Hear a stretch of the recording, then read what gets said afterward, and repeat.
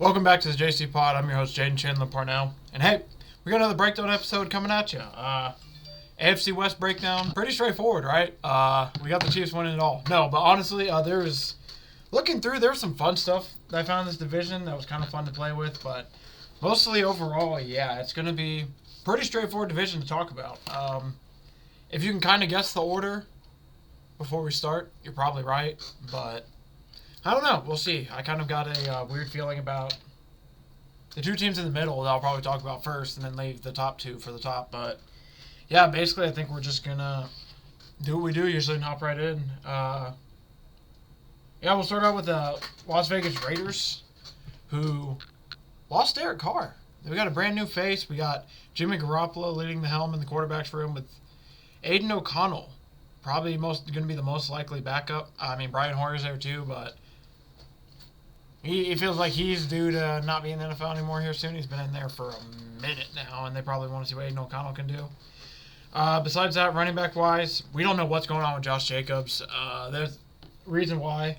Usually I have a few futures that I'm going to keep an eye on during this offseason before my second episode I break down. Probably here in a couple weeks, actually. I'll probably be doing that. But for right now, the Raiders don't have really anything open because of this whole Josh Jacobs issue. So my lean, and he's not reporting for training camp because of the contract, so we'll see what happens. My lean, though, I don't think I'm going to take a lot of Raider stuff this year just because, I don't know, man. They aren't going to be that good, I don't think. But anyway, running back-wise, Amir Abdullah, assume Brandon Bolden. It's probably going to be Josh Jacobs as soon as he comes back.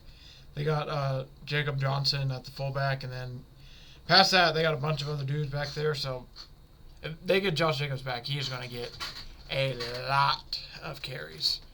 Besides that, they got the receiving core. Devontae Adams. They got DeAndre Carter from the Chargers, which is pretty good at it. He was actually pretty decent for the Chargers.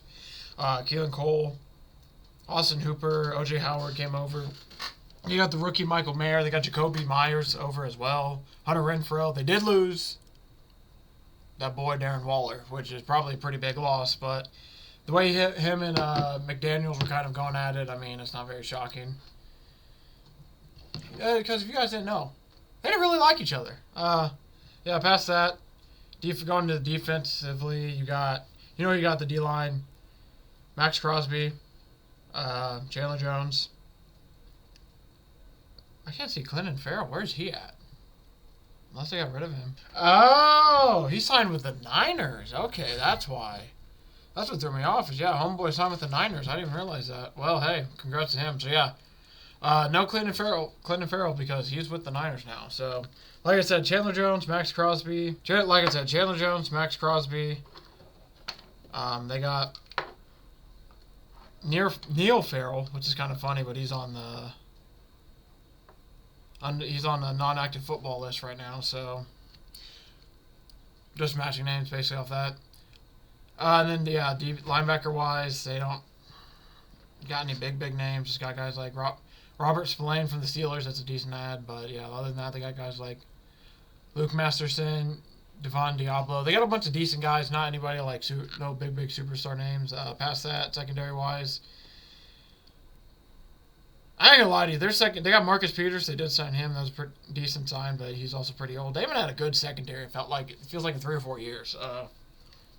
Their secondary, I don't even want to read some of these names. Like Chris Smith, Duke Shelley, Amik Robertson. And by no ways am I trashing these dudes. The guys I haven't heard of. They're got a lot of pretty much first-year guys. I mean, that just kind of themes with the roster. The win totals over-unders at 6.5. I kind of lean the under for them because I don't know what this team's going to be, or they feel like they're kind of in a weird year. Just kind of in a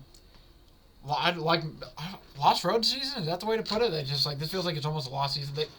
They've got, like I said, they got guys like Devontae Adams. I might have skipped over the receivers. I don't think I did, but Devontae Adams, Hunter Renfrow still there. Josh Jacobs, assuming if they sign him, they got decent guys, but I don't think Mike McDaniels. I don't think he's going to be much of.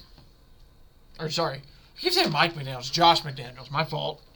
Josh McDaniels, I don't think he's going to be. I don't know if he's going to keep this job after this year. I wouldn't be shocked if he's gone. So this kind of feels like a lost season for them almost. Just because I don't think he's going to be their coach moving forward. Yeah, so they play the Broncos week 1, then it goes Bills, Steelers, Chargers, Packers, Patriots, Bears, Lions, Giants, Jets, Dolphins, Chiefs. They get a bye week 13, which isn't bad at all. Pretty good middle season. Vikings, Chargers, Chiefs, Colts, and Broncos. That's a tough schedule, man. I think they could potentially get swept in their division. I don't know if they will or not, but I think like the Chiefs definitely have a chance to sweep them. Even though that's a really heated rivalry, those. But so I'm scared to say that, but there's a chance they get swept by them. They get swept by the Chargers, maybe the Broncos. They can maybe split with them. Maybe beat Jets if everything's going wrong. They can maybe beat the Bears. There's a lot of games. It's gonna be. I just feel like it's gonna be a really rough year for the Raiders. So I don't know what much is gonna happen with them. I just think that it is gonna be a very. I don't know what's gonna happen with them, but I think they're probably gonna be in for a pretty rough year. So we'll move on next to the Broncos. New head coach Sean Payton in town, hoping for some brand new life. We'll go over the roster real quick. You know that boy. Let's ride. Russell Wilson at the helm. Jarrett Stidham, Ben DiNucci backing him up. Potentially might see him playing time this year if it gets as disastrous as it did last year. Running back wise, they brought in Samaje Perine. They have Javonte Williams as well coming off a knee injury, which purportedly he might be ready for camp. But he practiced some. I don't know how much.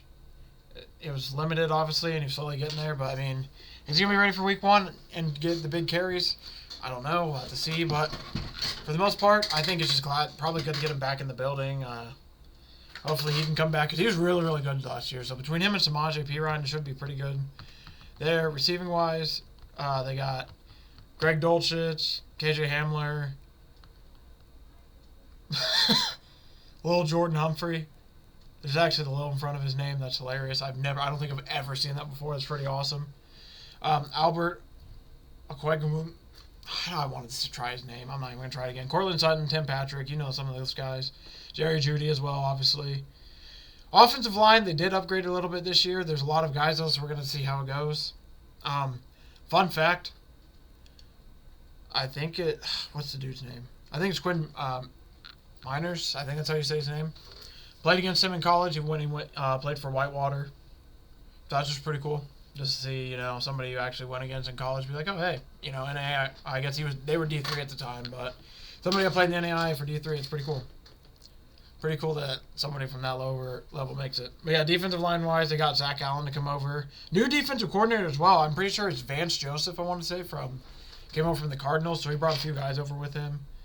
Like I said, like Zach Allen. But yeah, defensive line-wise, Jonathan Harris, Elijah Garcia. Like I said, another team with a bunch of guys where they ain't big names, but they're probably going to have, decent times, or not decent times, decent games, just because the Broncos defense probably is going to be really good. Linebacker-wise, they got Josie Jewell. I don't know. I was trying to find him. I thought they would have him higher on the list, but yeah, they got guys like Josie Jewell, Alex Singleton. Another thing where they got a lot of depth. Randy Gregory still's on the roster for them. And then secondary-wise, this is where you got that dude back there. Where's my boy? Justin Simmons, obviously, who's really good. That boy, Patrick Surtain, who is probably one of, if not the best corner in the NFL right now. Another position group where they got a bunch of decent guys there. Where I think it's gonna be an underrated year from the Broncos defense. The Broncos defense was really, really good last year, and if they just had anything of an offense that could score 17, I think the stat was if they had Drew Lock, who averaged 19 points the year before, they win 8, 9, maybe 10 games instead of the 5 they did win. It was an absolutely disastrous season for them. A team that was projected to go to the Super Bowl, as some people might not forget. Fun fact, Russell Wilson, most bet quarterback to win MVP last year. A little bit off. If you remember my episode from a few weeks ago, I talked about make or break for Russell Wilson. If I remember it off the top of my head, 25, I don't think he was even 20, 16 touchdowns, 11 interceptions. And I think 10 of the 16 came against his division. So outside the division, he was not throwing touchdowns against anybody, basically. Just a completely terrible year. This is a team that definitely I could see turning to Jarrett Stidham or Ben DiNucci if Russell Wilson doesn't do well, because I hate to say it, with Sean McVay in town, Russell Wilson went from here. He moved the pedestal down. Sean Payton on top of him now. So it's going to be one of those situations where if They start 2-4, 2-5. I would not be shocked if you see a Jarrett Stidham or Ben DiNucci sighting. When it comes to that, though, assuming Russ has anything of relevant, decent year, I don't think I feel that good about this, but I do. There was him to score 5 rushing touchdowns on the year, was plus 390. I don't feel the best about it. It was just a number play where I saw plus 390. I'm like, that might not be bad, especially if because he can get read options on the goal line just because he is. I mean, don't get me wrong. He is old, and he's a little less athletic than he was, but he still has a chance to do something. I mean, he has 26 in his career, like I said. If you want me to go from 2012, 4, and then 2014, 6. And since then, not really. We'll go since 2019, 3, 2, 2, 3. So like I said, it's not one I feel great about from plus 390, though. It might be something I keep my eye on just to see, especially with Sean Payton, maybe he gets a little funky in the goal line. Maybe they find a way to get a play like the tush push for him, maybe. But I mean, the only thing that does also scare me is our line was big butt booty trash last year, and I don't know how much better it's going to get this year, so we're just going to have to see from there. But yeah, they're over-unders at 8.5. I'm going to take the under at 8.5 at minus 132 if I do bet. So like I said, still a little too early for me for sure to take over-unders. My lane immediately is under. I just think that they're probably going to finish about 8 wins or so, and I have the 2 other teams, not named the Raiders and Broncos, going over, so I can't really take theirs. So, I mean, yeah, kind of stinks. I hate to say it, but yeah, I mean, I don't think they're going to be that good. I think they're going to be good by I don't think they're going to be winning the division good. I think they still have a little bit to go. I think it's going to be like a buffer year with Sean Payton where they get everything under, basically get a year to learn, get a year to try everything out, and then once they do that, obviously I think next year they have a chance to really do something special. But also, too, there are 2 teams in this division I'm about to talk about where they got a lot looking forward to them. We'll go to the next team. Those Los Angeles Chargers, man. New not head coach, new offensive coordinator coming over from them Cowboys. Kellen Moore. I about said Kellen Mond. I don't know why I thought Mond, but Kellen Moore comes over from the Cowboys, and also amongst that, literally as of yesterday, 5 years, $262 million deal for that boy Justin Herbert. $218 million guaranteed. No trade clause. He'll earn $100 million year 1, according to it, which the deal, which will have him through 2029, includes an average annual salary of $52.5 million, the highest in NFL history. Not shocking, but man, that boy got paid, man. That boy got paid. So yeah, I don't even need to read the backup quarterbacks. But no, honestly, they do have Easton Stick. Easton Stick, I love that name. And Matt Duggan, those are the 2 backup. I'm assuming that it's going to be, I don't know. That's very interesting. I feel like Max Duggan is a very Herbert-type quarterback, so I wouldn't be shocked to see him be over the backup and then be there soon, if not this year. Running back-wise, I got Austin Eckler, Xander Horvath, the fullback. Josh Kelly's probably the backup, and then Isaiah Spiller's the 3rd string.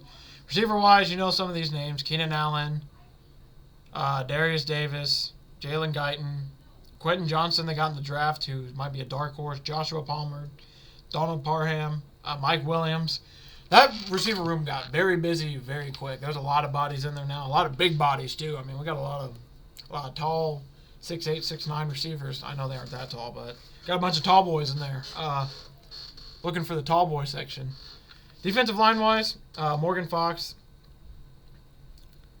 Sebastian Joseph Day, Nick Williams. They got guys like that. Joey Bosa, I don't know why he's listed as a linebacker, I guess because they're scheme, but Joey Bosa, the pass rusher. They also got Eric Kendricks, Khalil Mack, linebackers. Secondary-wise, Michael Davis, J.C. Jackson, Derwin James. I mean, they got some dudes. This is a team that was really close last year. They were right there. Guys, this is a team that has a chance to really do something really special. They got a really, really good roster. Just last year, man, that Jaguars game in the playoffs was very, very, very unfortunate, very haunting, especially for those of you. I declared the Chargers my team after the Colts gave up. I wanted a fun team to root for. Team with some lower odds, it'd be fun. Fun little pick, and chose the Chargers to go up 27-0. And then literally, I think the second half of that game is basically like touchdown, field goal, touchdown to lose to the Jaguars. I mean, heartbreaking way for their season to go down. Just really hard. It was like just truly heartbreaking. I mean, there's really no other way to put it. They were basically up. Probably should have moved on. Did not. So down this year, I would say it's a very, very. You feel that? That's the warmth from the seat that Brandon Staley's sitting on. Would not be shocked if Kellen Moore gets promoted to head coach after the season if they don't like what Brandon Staley's doing and they get him up out of there. Would not be shocked at all. I mean, I don't think they will. I don't think so. But I mean, it's the NFL, so their minds change. It feels like almost. We'll see. I mean, if they have a decently bad season, I would not be shocked they move over to Kellen Moore. I don't think they only got him to be there as the OC. I think they got there as a backup plan. Like, hey, if we don't like the way it's going with Staley, I mean, and we like the way we're doing with Moore, I mean, just maybe we'll have to see. Starting off the year, they play the Dolphins, and it goes into Titans, Vikings, Raiders. Week 5 bye. That is brutal. That is very, very brutal. Very early on in the season. You hate to see that. And then it's Cowboys, Chiefs, Bears, Jets, Lions, Packers, Ravens, Patriots, Broncos, Raiders, Bills, Broncos. 12 or 13 weeks in a row of just straight playing after week 5 bye. That's going to be a little tough, brutal stretch. Their over-unders at 9.5. I tend to lean the over. I think they could probably be able to get 10 games, especially you're bringing in Kellen Moore. Really, really awesome with the Cowboys. He truly had a really, really awesome year. I mean, there's just not much he could do, but it just came to... I mean, it just basically got to the point where it was just a little too much for the Cowboys, I think, in that game against the 49ers. The defense just overpowered them a little bit too much, and by that point, Mike McCarthy was already wanting to take over. So, I mean, I think it was more of a mutual parting of ways than a firing for sure, but it was one of those situations where, yeah, I think both sides were ready to move on. So, fresh new start for him with a really, really young and awesome quarterback. Excited to see what he does with this offense. I mean, you look at the receivers that Kellen Moore had on offense last year versus what he has this year. Don't get me wrong, CeeDee Lamb's really good, but Mike Williams, Quentin Johnson, Jalen Guyton, Keenan Allen, Gerald Everett, Donald Parham. I mean, the list goes on and on and on. I mean, they got guys. They got a lot of guys, a lot of weapons that are going to be fun to play with. If they can keep everybody healthy, I don't see why this is a team that could easily win 10 wins. It probably should.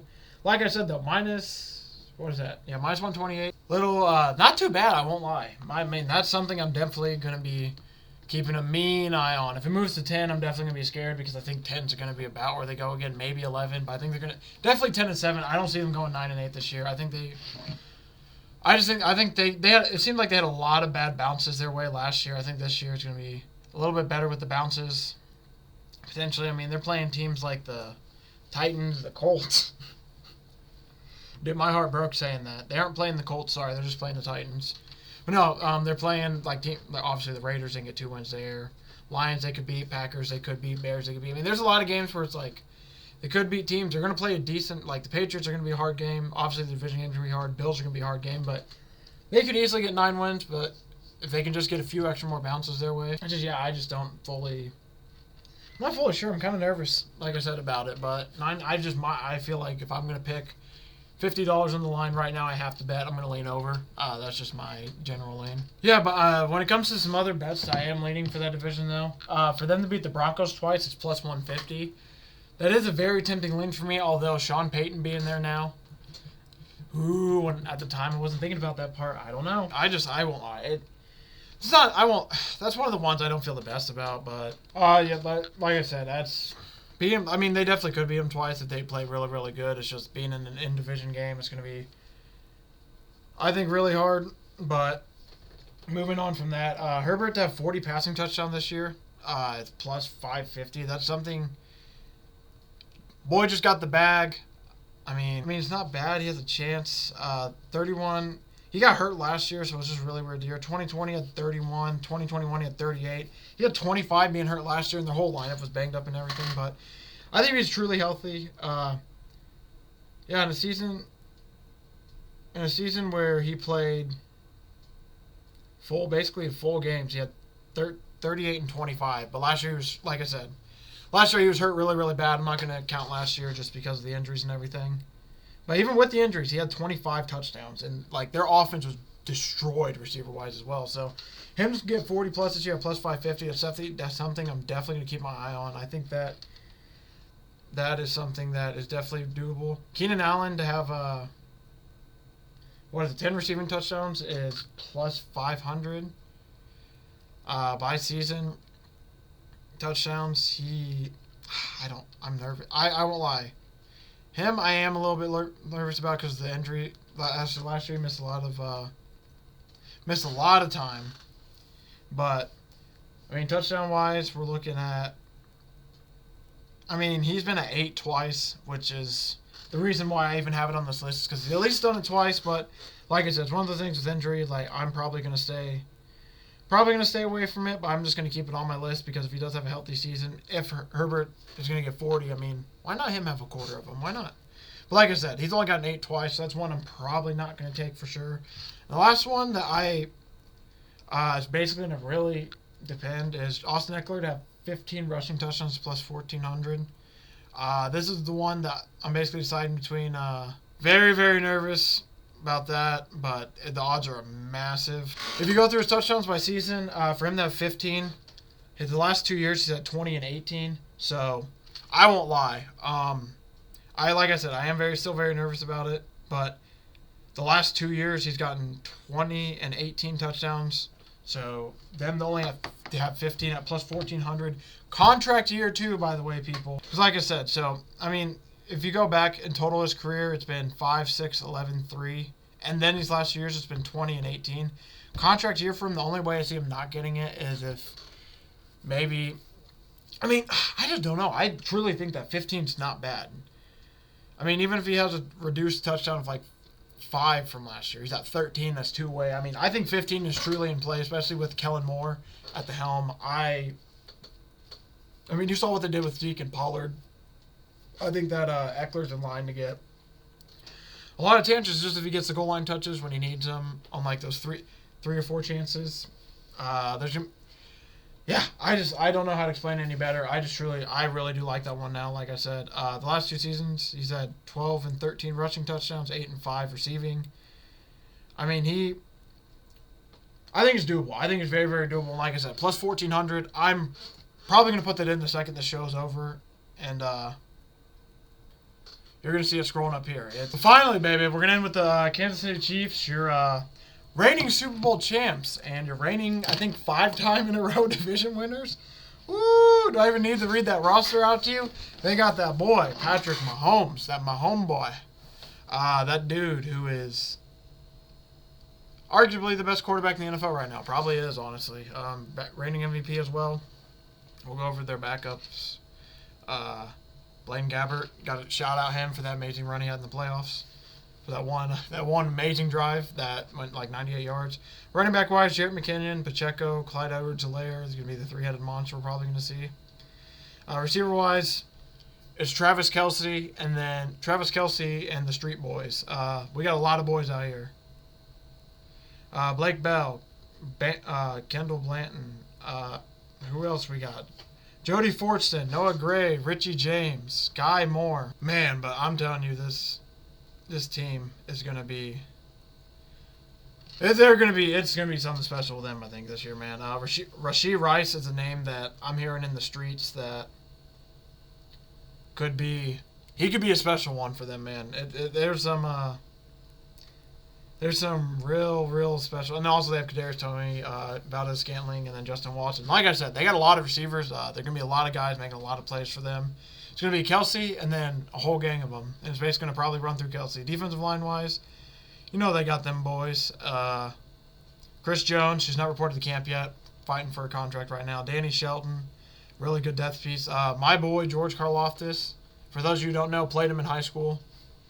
And he's from, I don't know if obviously he's not from here. I think he's from Greece, but played around here went to West Lafayette High School, which is literally like 20 minutes away from me, so played against him.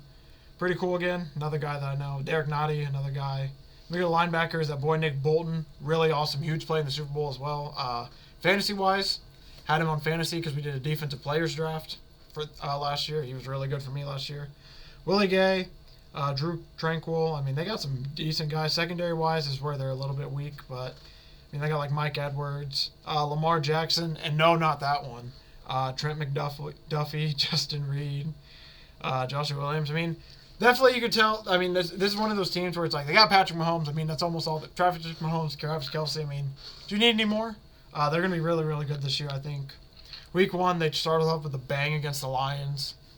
Thursday night, day before the birthday as well. I'm very juiced for that game. I cannot wait for that game.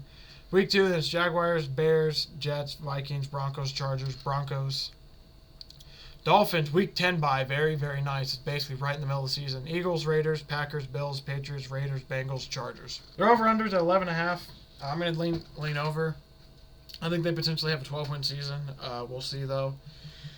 I would not be shocked if they ended up just at 11, but, I mean, it's the Kansas City Chiefs. I think they're going to probably have about 12 wins, especially with how good that roster is. Because of that, I mean, if you want to bet them at the number 1 seed this year, it's going to be plus 320. Then the win the AFC is plus 350. I don't mind either of those at all. I tend to lean the 1 seed more than I do the AFC, but they also, I mean, they talked about how valuable having that bye is, so, I mean, why not? Super Bowl champ, for them to win Super Bowl is going to be plus 600. Usually, for the teams that are like the favorites to win the Super Bowl, you want to wait for them, but this might be a team where the odds might not get much better because the books are scared, so plus 600, I'm not going to tell you not to bet it, but I'm not going to bet it just yet, but I don't think it's terrible. I kind of do like it. It's just some things to end out with. Mahomes have 5+ rushing touchdowns. It's going to be plus 150. Don't mind that. I'm probably going to stay away just because five. I mean, he had 4 last year. That's the main reason. I had to see the exact number again, but he had 4 last year. That's the only reason it's on my list. Every year before, they basically had 2, but with the running backs being kind of in question, maybe, just maybe, he has a chance to get 4, but like I said, not the most confidence in that. For him I want him to have 40 passing touchdowns here, plus 210. I kind of do like that. I think that's one I'm actually probably going to take. He had 41 last year, so I mean, 41 last year, 37 the year before, 38 the year before that, 50 2 years before that, and he had 26 1 year. So, I mean, he's hovered right about 40 every year, so plus 210. That's probably something I'm going to lean towards as we get a little bit closer to the season, so that's probably going to move on. And you'll hear it in another show that we'll be talking about here soon.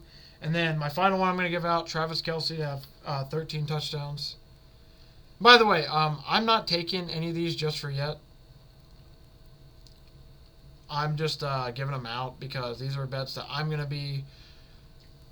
These are bets I'm just giving out and be like, hey, be on the lookout for them as we're moving forward. I won't lie, though. 13's the line. I know I knew it was some rat stuff because 13's such a specific number. He has gotten 10, 5, 11, 9, and 12 the last few years. So if I can get... That's a number I'm going to watch. If I can get it at maybe 12 or 11, I'm for sure going to take it. I don't mind 13, though, because he's basically the only receiver they got this year. I mean, it's going to be basically him. And like I said, the Street Boys, they got a bunch of people basically off the streets. But respectively, though, like, they do have some decent guys. Like Richie James was good last year in the role he had. So they have a bunch of guys, but Travis Kelce is going to be the main dude this year. So that's why I tend to lean 13. But only plus 250 for it. 13's a lot. Like I just, Eckler's 15 for plus 400. So, like I said, we're gonna wait though. Like I said, we're just gonna hold off for a little bit, just a little bit. But those are definitely the ones to lean for. So yeah, like I said, that one's probably gonna be a little bit of a sweaty boy. But for plus 1400, the odds are pretty good overall. I like the over. So that's basically to end it. Yeah, I'm not gonna basically reread all over those I just did, but I'll reread the over-unders again. I lean the under for the Broncos 8.5. I think they'll be about an 8-win team. The Raiders, I don't see them getting over 6 wins. I don't think. Chargers, I like them going over 9.5. Chiefs, I like them going over 11.5. So my order for the division is going to be Chiefs, Chargers, Chiefs, Chargers, Broncos, Denver Broncos, and Raiders. I think the Broncos are going to be just slightly better than the Raiders, but maybe not by much. Mainly, I think I like their head coach a lot, and like I said, I think the Raiders probably going to have a new head coach by the end of the season. But thank you all for watching. Thank you for all the support. I'm pretty sure this is going to be dropping at midnight at the time of release, so hey, we love it, baby. I'll see everybody basically next Tuesday, because like I said, Captain by Hook with Red Beard, the time of it coming out. I'm going to basically be appearing on that show in a few hours from now. Just because, like I said, I'm going to drop this about midnight-ish when it comes out. So, see you all people then. If not, I'll see everybody back on Tuesday for some more NFL news. And then next Thursday, a week from today, not only will it be August, and we're that much closer to football, we got the AFC East, man. One of the harder divisions to break down in this conference. I thought this one was pretty easy because, I mean, the Chiefs are probably going to dominate it again like they always do. But, hey, still had a lot of value in there. Thank you all for watching. Thank you for all the support. Like I said, much love to everybody, and I'll see everybody next week.